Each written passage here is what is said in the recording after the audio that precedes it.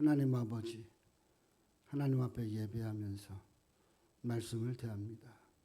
말씀 안에서 깨달음 있게 하시고 말씀대로 살게 하시고 살려고 하게 하시고 말씀을 믿음으로 받게 하시고 말씀대로 살 수 있는 믿음의 용기를 가질 수 있도록 인도해 주시고 오늘도 우리가 말씀 안에서 은혜의 도가니에 빠질 수 있도록 인도해 주시옵소서.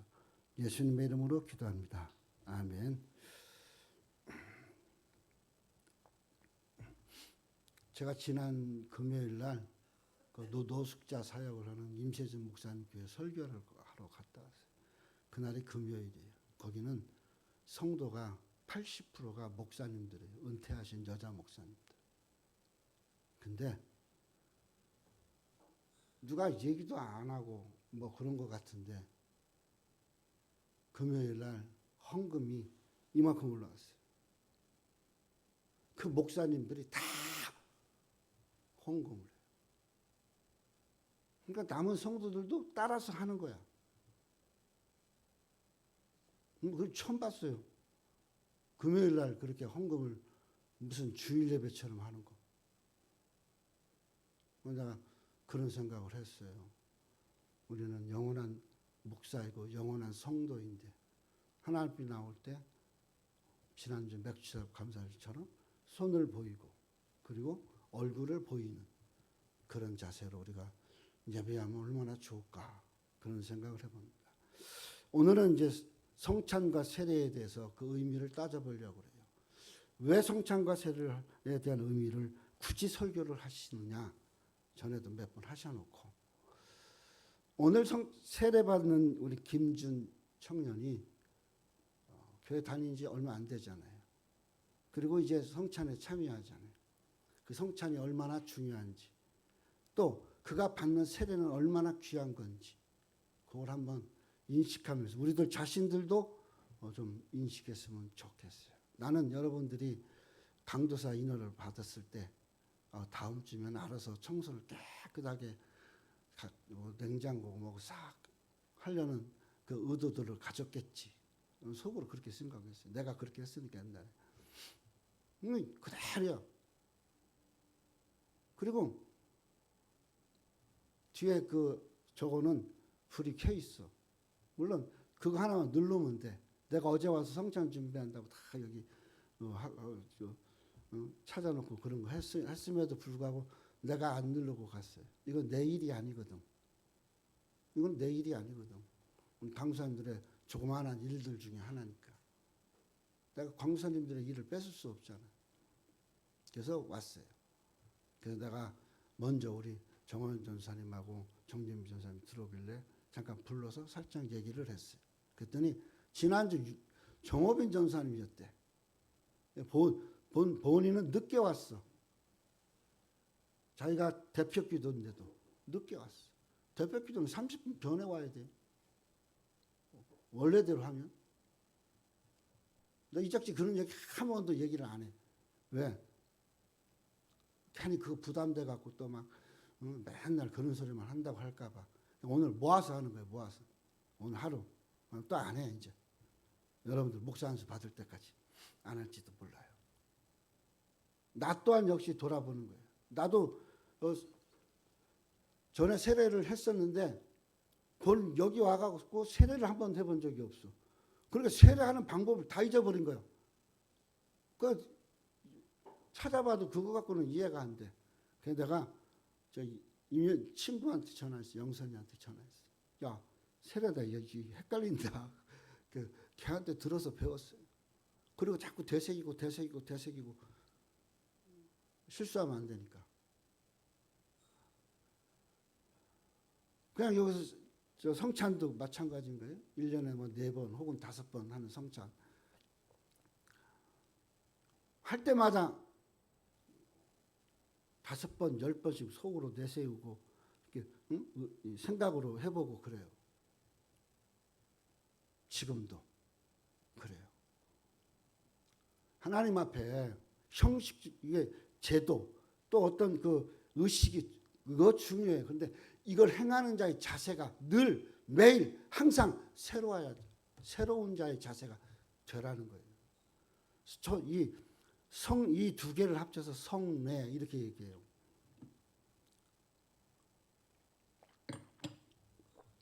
거룩할 성자에 예도래자예요. 그 말은 무슨 말이냐면 거룩한 예식이다라는 거예요. 저희 어머니가 복자 레자예요. 복복자에 예도래자예요. 제도적으로 복을 받는 여인이라는 거예요. 이름을 그렇게 줬어요. 근데 그렇게 짓고서는 가갖고 저기 가서 이름 이제 올릴 때 출생신고 올릴 때는 그 양반이 잘못 알아들어서 봉자가 됐어요. 봉자가 봉래자가 됐어요. 그래서 주민등록은 봉래, 실제적으로 집에서는 복래예요. 저희 어머니. 한문으로 풀어도 거룩한 예식이라는 거예요. 거룩한 예식이라는 것은 그 이름 자체가 거룩하다는 것은 결국 하나님이 거룩하게 준비해서 그걸로 하나님께서 영광을 받으시겠다는 거예요. 성례는 하나님이 제정하신 겁니다. 하나님이 제정하신 거죠. 그리고 오늘 본문에도 마지막에 뭐래? 주님 오실 때까지 기념하라라는 거예요. 예배도 중요하지만 더 중요한 것은 성례인데 특히 성찬은 주님 오실 때까지 하라는 거예요. 예배도 마찬가지 주님 오실 때까지 하는 거예요. 요즘은 세상이 좋아져 갖고 예배 날짜들도 지들 마음대로 바꾸고 예배 시간도 지들 마음대로 바꾸고 어디는 자기 교회에서 제정을 하는 거야. 당회에서. 그래갖고 와이셔츠 긴 거 이렇게 준비된 틀 자기들이 만든 틀로 그거 입고 해요. 주일 날 예배를. 그럼 목사님도 이걸 뭐하러 받아? 이거 입고 뭐하러 받냐고. 이거 받을 때 뭐라고 그래요? 입힐 때? 평생 입으라고 그래요. 평생. 근데 싸도 어디 곳간 안에 싸도. 그리고 박사학위 받아봐. 그거 입고 설교하느라고 정신 못 차려요. 하나님 박사로 설교하랬어요? 목사로 설교하라고 그랬지.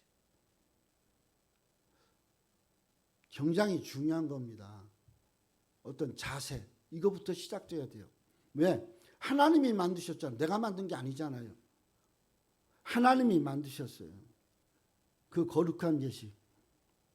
그래서 우리 특별히 장로교는 할 수만 있으면 가운 입고 설교하고 그리고 성찬식도 가운 입고 하고 그런 거죠.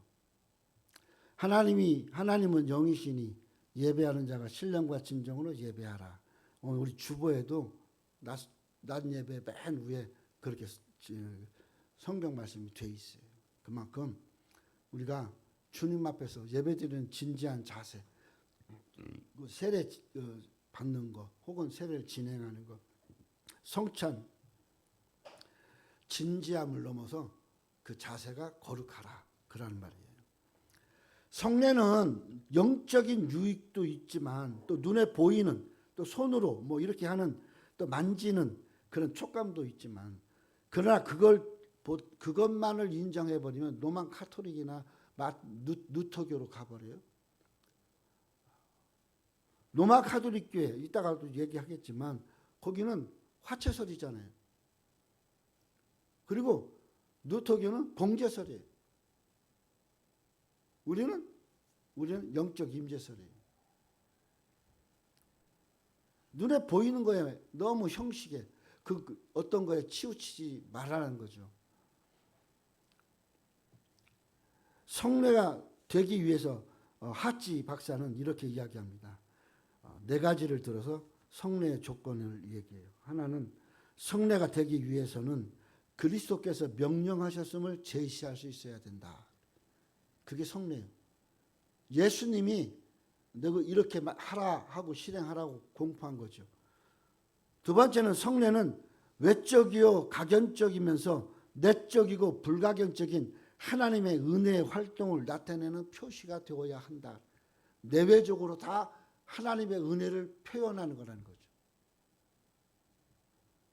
세 번째는 성례는 주님께서 다시 오실 때까지 교회에서 지키라고 명령하신 그러한 제도라는 거죠. 오늘 우리가 읽은 본문처럼 예수님께서 바울을 통해서 이야기합니다. 주님 오실 때까지 기억해라.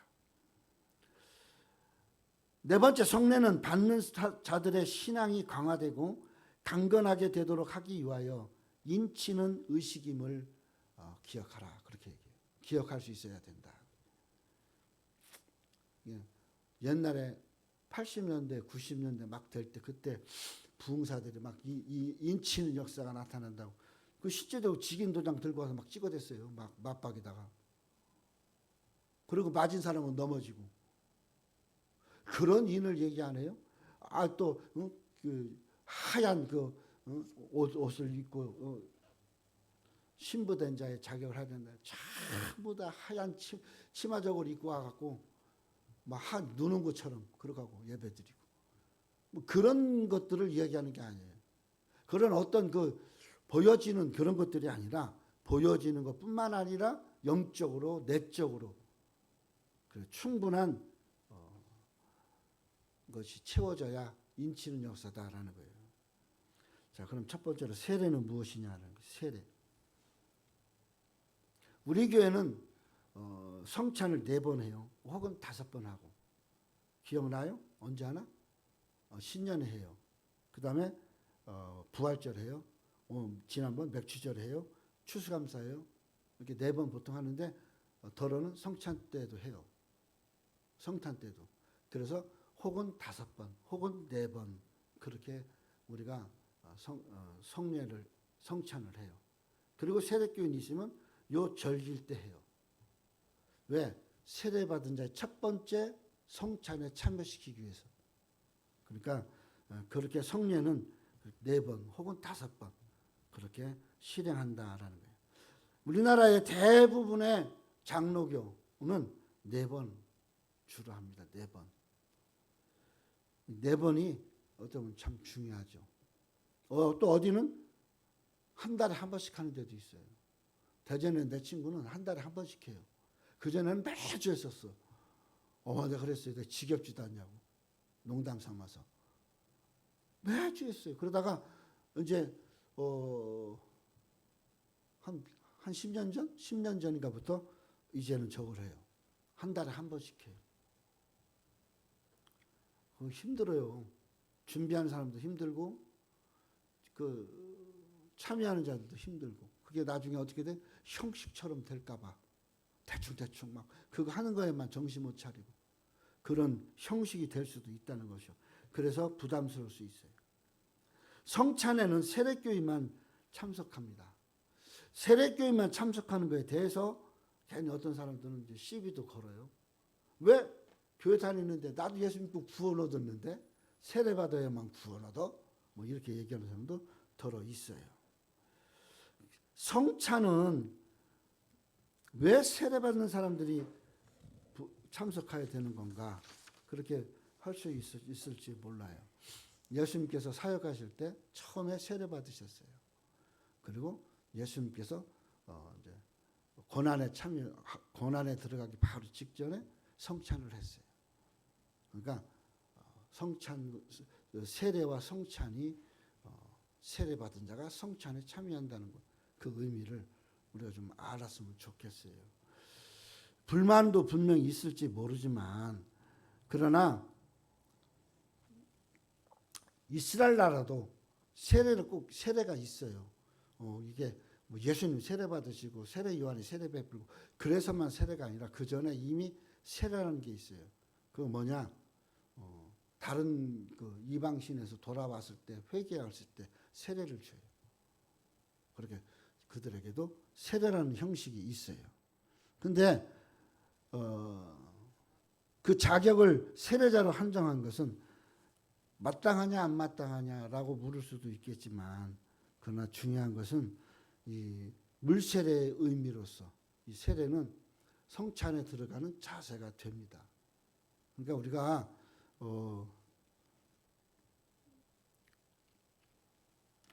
안경 잘 안 보여.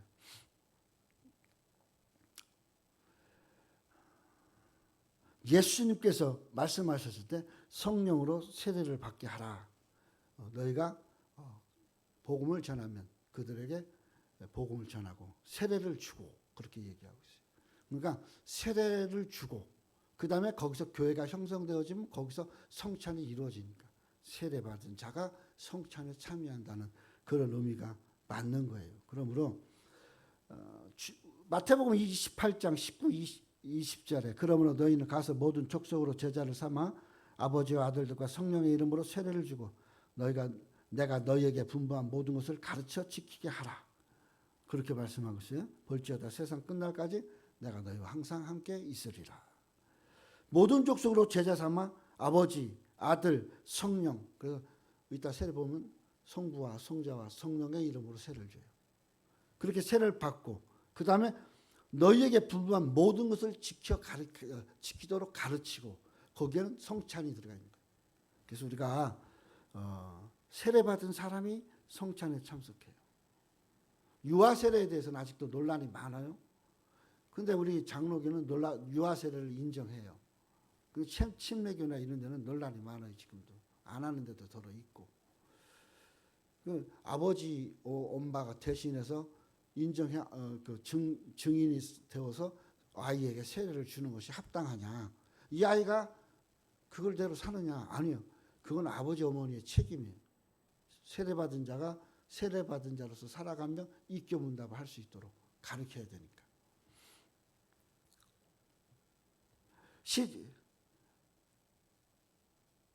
갈라디아서 3장 27절에 누구든지 그리스도와 합하여 세례를 받은 자는 그리스도로 옷 입었느니라. 로마서 6장 4절에 그러므로 우리가 그의 죽으심과 합하여 세례를 받음으로 그와 함께 장사되었나니 아버지의 영광으로 말미암아 그리스도를 죽은 자 가운데서 살리심과 같이 우리 또한 새 생명 가운데서 행하게 하려 함이니라. 세례가 이만큼 중요하다고 바울은 이야기하고 있습니다. 세례가 구약 성경에도 오래됐지는 않았지만 있어요. 그렇기 때문에 세례 요한이 세례를 주고 있죠. 그거는 유대의 집단 정결 의식으로서 세례가 있었어요. 세례 요한이 세례를 물로 준 사건에는 물에 들어가서 나오는 겁니다.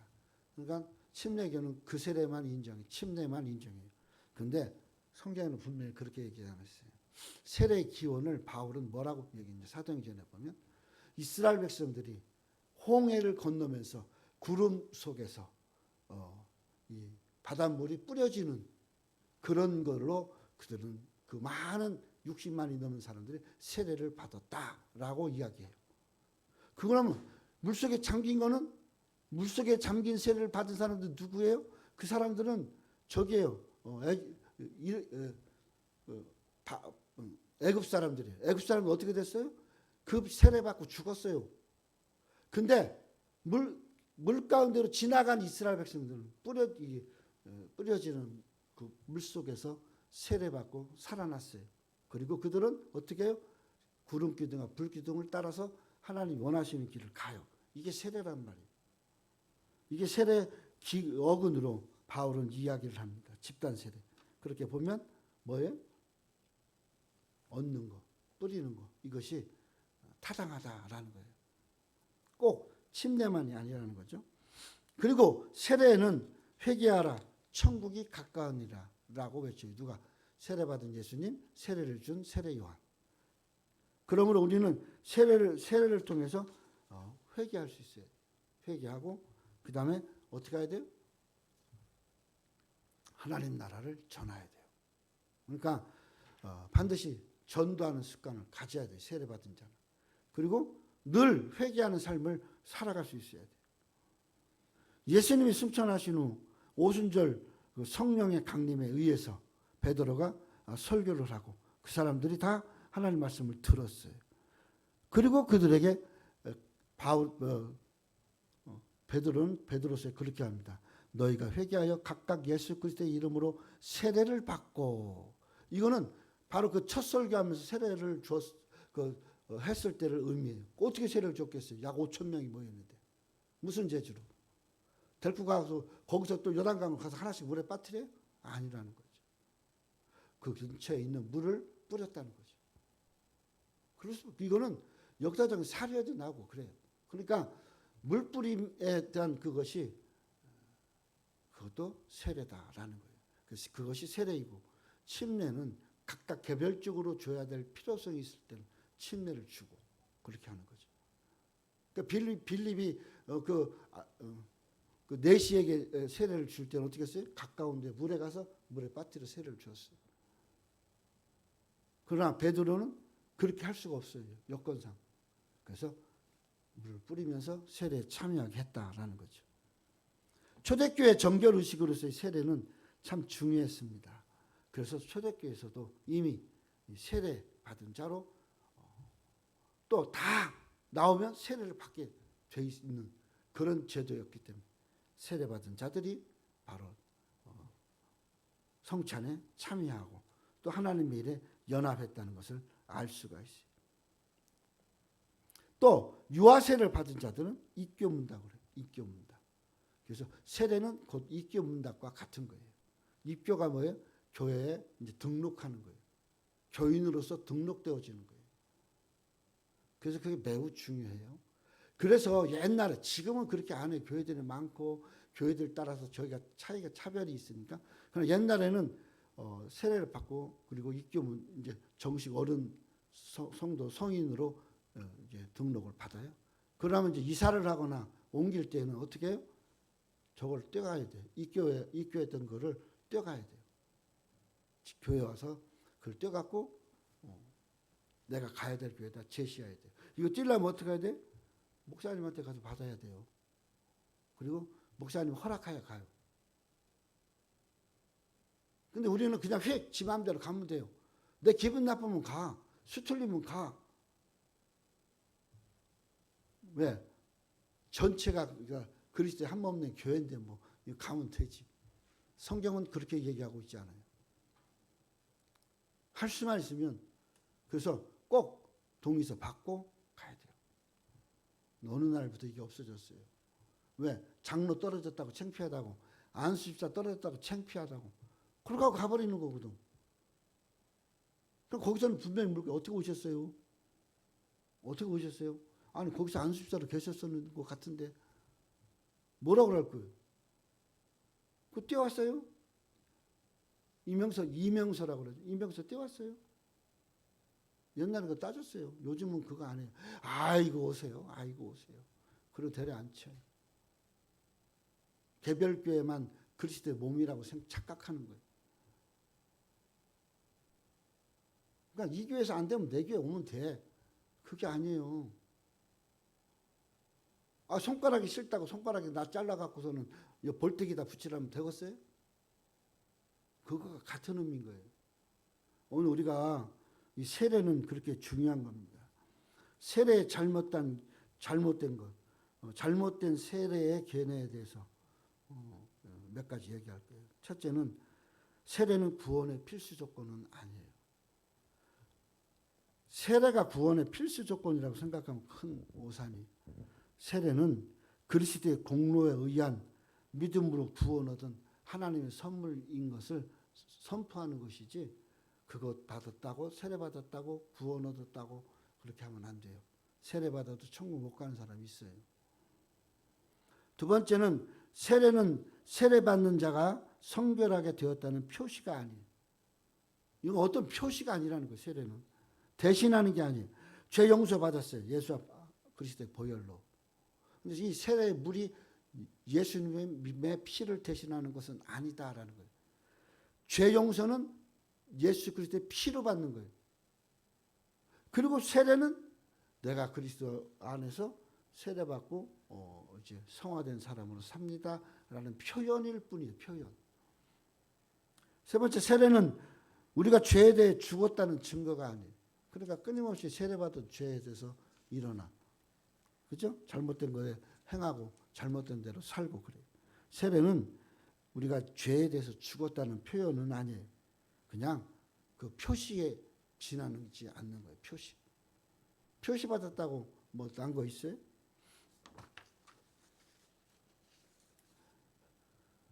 세례는 어떻게 받는 것이 성경적이냐? 세례는 두 가지 방법. 하나는 물속에 담그는 침수, 침례. 하나는 물을 뿌려 받는 오늘날 우리가 하는 세례. 침례교회, 오순절 성결교회, 감리교 일부 이런 데는 침례를 지금도 해요. 침례교처럼 침례를 하는 데가 더러 있어요. 그게 그들의 주장은 침례만이 온전한 침례라는 거예요. 그 장로교의 세례를 인정 안 해요.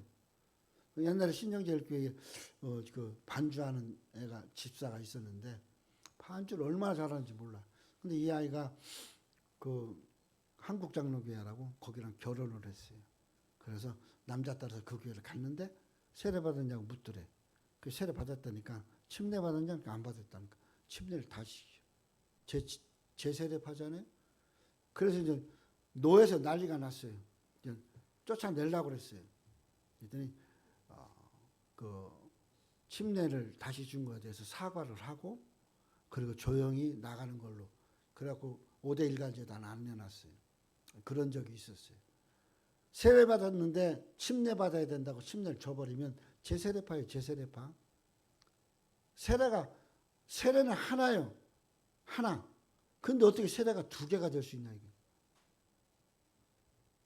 혹시라도 우리는 어디까 카톨릭에서 와도 거기서 성례를 받았으면 인정을 해줘요. 그 뭐예요? 그냥 문단만 하고 말아요. 근데 우리는 그 다른 데는 그러지가 않는 데가 더러 많아요. 내 교회 만들기 위해서 다른 교회에서 다니다 왔는데 그러니까 내 교회 칼라 맞춰야지. 그러니까 자기네 성경 공부 단계를 따라서 다 시키고 그리고 침례를 딱 시켜버려. 그리고 뭐라고 그러는지 아세요? 침례했으니까 넌 아무 데도 못 가. 내 교회에 있어야 돼. 그렇게 하고서는 막 자기 교회 있는 것처럼 해요. 그렇게 다른 교회를 빼오는 수단으로도 써요. 성경에서 집에 가서 읽어봐요. 고린도 10장 2절에 보면 그들이 다 구름과 바다에서 세례를 받았다. 그렇게 바울은 얘기하고 있어요. 고린도 10장이. 이게 뭐 홍해지 나오는 사건이에요. 홍해지 나오는 사건. 이스라엘 백성들이 애굽에 있다가 광야로 들어가기 시작하면서 들어가는 첫 번째 홍해에서 그들은 정결의 의식 그리고 타 종교에서 회심하는 의식의 세례를 침례를 안 받고 뭘로 받았어요? 구름에서 뿌려지는 물로 받았어요. 그리고 이 집단 세례를 바울은 인정했어요. 하나님께서 베푸신 것으로. 이게 성경적인 세례예요. 에스겔서 36장 이것도 집에 가서 한번 읽어봐요. 에스겔서 36장 24, 27절 내가 너희를 열국 중에서 취하여 내고 열국 중에서 모아 데리고 고토로 들어가서 맑은 물로 너희에게 뿌려서 너희로 정결하게 하되 곧 너희의 모든 더러운 곳에서와 모든 우상을 섬기면서 너희를 정결하게 한 것이며 그렇게 얘기하고 있어요. 출애굽했을 때도 뭐예요? 애굽에 우상 숭배했던 것들 그리고 그들의 죄들 이거를 뿌려서 해결하셨어요. 그 많은 이 사람들. 그런데 그거에 대해서 여기 또 에스겔서도 그렇게 얘기하죠. 맑은 물을 뿌려서 우상 숭배한 거, 죄 이것들에서 정결하게 했다라고 이야기하고 있어요. 민수기 19장 13절 누구든지 죽은 사람의 시체를 만지고 스스로 정결케 아니하는 자는 여호와의 성막을 더럽힘이라. 그가 이스라엘에서 끊어질 것은 정결하게 하는 물을 그에게 뿌리지 아니하므로. 여기도 얘기하고 있는 거예요. 그 시체를 만져서 더러웠는데 이게 정결할 수 있는 것은 물을 뿌려야 되는 거예요. 그런데 물을 뿌리지 않아서 어떻게 돼요? 정결하면서 끊어져. 그 죽은 자와 같이 되어진다. 그렇게 얘기하고 있어요. 이제 성찬을 이야기합니다. 성찬, 곧 베풀 성찬. 성찬이 무엇입니까? 성찬은 세 종류가 있다고 그랬어요. 로마 카톨릭에서는 화채소를 주장해요. 무슨 말이냐면 성찬을 위한 떡과 포도주를 준비하는 순간 이미 뭐예요? 예수님 몸과 피요. 그때부터 조심해야 돼. 그리고 그게 입으로 들어가면 어떻게 돼요? 주의 몸과 살을 먹는 거예요. 성도는 예수님의 피를 못 먹어요. 살만 먹어요. 그래서 성찬식 걔들 하는 거 보면 입에다가 전병만 하나씩 넣어줘요. 그리고 포도주는 옆에다 부어요. 그리고 의식이 다 맞춰질 때 그 참여했던 사제들이 돌아앉아서 따라서 물을 저기를 마셔요. 포도주를. 그래서 카톨릭 신학교를 가면 술 먹고 주사 안 버리고 반듯하게 행사를 마칠 수 있는 훈련도 받아야 돼요. 왜? 성도가 많으면 그 양이 엄청나니까. 근데 화채설은 말이 안 되는 거예요. 근데 마틴 루터는 이렇게 이야기합니다. 공제설을 이야기해요. 공제설. 마틴 루터는. 무슨 말이냐면 어떻게 떡과 포도주 자체가 그리스도의 몸과 피가 되냐. 그 공간, 뭐냐면 이 성찬식을 베푸는 공간 안에서만 그게 가능한 거다. 그렇게 얘기를 해요. 그거나 뭐 도찐개찐이 별 차이가 없어. 그러니까 쩌빙길르시가 스위스의 종교개혁가 쩌빙길르시가 그렇게 얘기합니다. 아니다. 기념하라고 그랬지 않냐 주님이. 그러니까 기념설이다. 이 기념설의 문제는 아무렇게나 해도 되는 거예요. 성의 없이 해도 상관없는 거예요.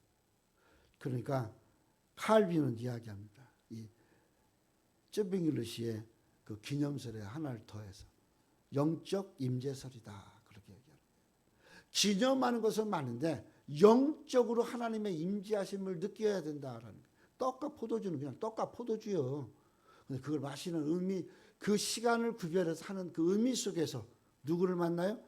영적으로 하나님을 만나는 거예요. 이게 칼빈의 영적 임재설이에요. 우리는 영적 임재설이에요. 그래서 우리가 떡과 포도주를 대할 때 떡과 포도주를 그냥 막 내가 어떻게 예수님의 몸을 먹고 피를 먹고 이러지 말고 그냥 가볍게 드시면서 이 떡처럼 이 포도주처럼 나에게 또 몸을 떼어주시고 피를 흘려주신 주님을 기억하고 살겠습니다라고 기념을 하는 거예요. 그게 영적 임재설이다. 이 성찬에 대해서 성경에 이것만 하고 마치겠어요. 4군데 나와 있어요. 4군데. 하나는 마태복음 26장 26절로 29절. 길어서 좀 집에 가서 읽어봤으면 좋겠어. 근데 여기서도 좀 봤으면 되겠어.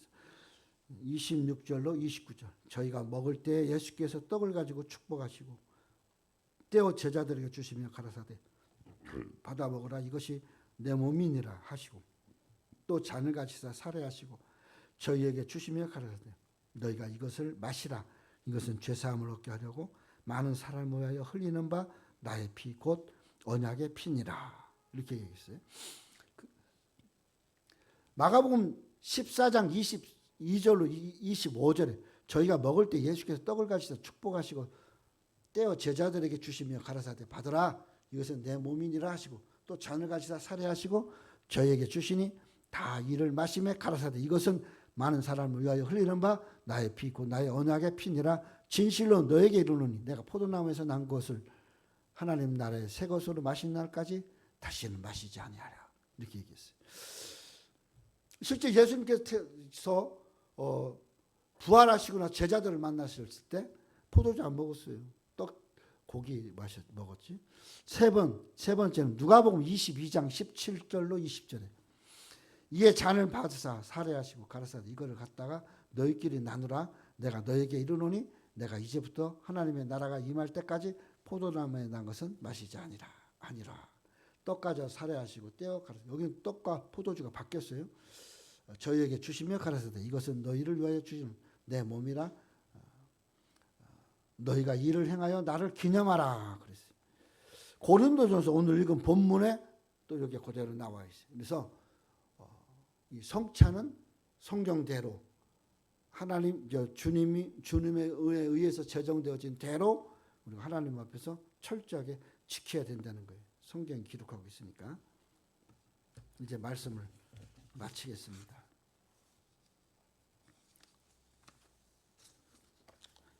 성찬을 합당하게 지키는 자가 되시기 바랍니다. 주님의 몸을 분별치 못하고 먹고 마시는 자는 자기의 죄를 먹고 마시는 것이다 라고 고린도전서 11장 29절에 이야기하고 있어요. 또 이 성찬에 합당하게 참여하는 자가 되라 그랬어요. 사람이 자기를 살피고 그 후에야 이 떡과 잔을 마시라 그렇게 말씀을 하고 있어요. 이 두 가지가 매우 중요해요. 분변치 마라. 잘 분별해서 먹어라. 분변이 뭐예요? 자기의 죄를 돌아보라 라는 거예요. 그 다음에 합당하게 참여하는 자가 되라. 그러면 자기를 살피고 죄를 돌아보고 그 다음에 나의 삶과 행동을 살피고 그리고 나서 성찬은 참여하는 자가 되었으면 좋겠다. 바울은 그렇게 이야기합니다. 왜? 성례는 주님이 친히 명령하신 대로 행해야 되는 거예요. 그래서 우리도 성경대로 그렇게 하려고 애를 씁니다. 이 성찬 끝날 때는 그냥 끝나도 되거든요. 근데 찬미하며 감난산으로 가니라 혹은 찬미하며 나가니라 이 단어를 꼭 넣어요. 왜냐하면 이게 성찬의 끝이요. 그러니까 성경대로 하는 거예요. 그렇게 기억했으면 좋겠어요. 기도하고 우리 세례식 하겠습니다. 하나님 아버지 감사합니다. 성찬과 세례 한 번 더 잘 생각해 보면서 성찬과 세례를 대하는데 주님이 제정하신 것 기념하면서 영적 임재의 도움을 간구하고 하나님의 은혜로 우리가 성찬도 참여하고 세례도 받을 수 있도록 인도해 주시옵소서. 예수님의 이름으로 기도합니다. 아멘.